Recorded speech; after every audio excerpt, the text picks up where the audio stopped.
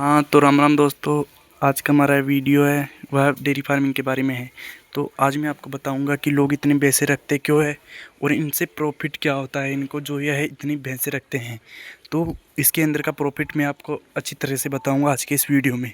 तो इसमें पहली बात, अगर हम एक भैंस मान लो, एक भैंस है हमने खरीदी 80,000 रुपये की और वो है मतलब कि 10 लीटर दूध देती है दोनों टाइम का।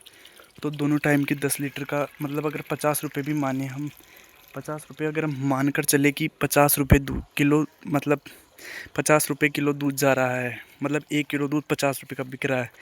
तो दिन के 500 रुपये, तो हम एक भैंस से दिन का 500 रुपये कमा रहे हैं। अगर हम 10 भैंसे खरीद लिए तो हम 5,000 दिन का कमाएंगे। सही बात। और अगर हम डेयरी में देंगे तो कमाएंगे 5,000। और अगर हमें ज़्यादा प्रॉफिट चाहिए तो एक प्रॉफिट मतलब दो प्रकार से प्रॉफिट होता है। एक डेयरी में देंगे तो उसकी फैट के हिसाब से पैसे मिलते हैं। भैंस के दूध में आपको ज़्यादा से ज़्यादा शुरुआत के इन दिनों में, जिस टाइम पे वो सबसे अधिक दूध देती है उस दिनों में बहुत कम रेट पे जाता है। तो उस टाइम पे आपकी इतनी कमाई नहीं हो पाएगी। तो इसका एक मतलब यह है, अगर दूसरी तरह से कमाई करें जैसे कि हम दूध निकाले और खुद ही शहरों में बेचने निकले और गली गली जाकर बेचे, तो उसमें हमारी कमाई बहुत ज़्यादा होती है।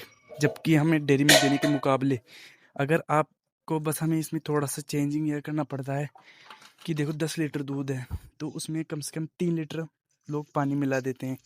तो अगर आपने 3 लीटर पानी बनाया तो 150 रुपये तो आपके वो फ्री में आ गए, है ना।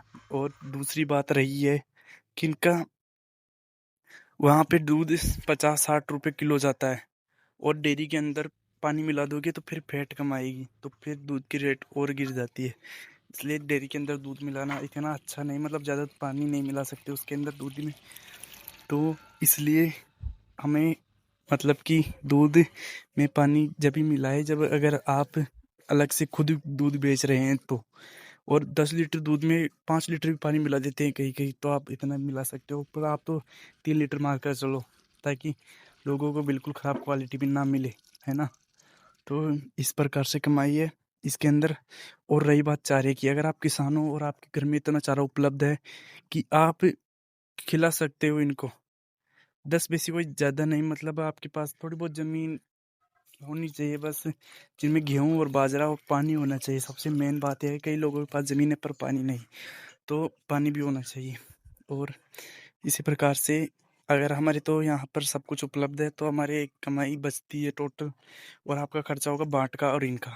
तो अगर आप 5 भैंसों में 500 रुपये का खर्चा मान लो एक दिन का चारे का, मतलब जो तूड़ा कहते हैं हमारे राजस्थान में, तो तूड़े का 500 रुपये का खर्चा और उसके अलावा 500 रुपये का खर्चा तो तूड़े का है।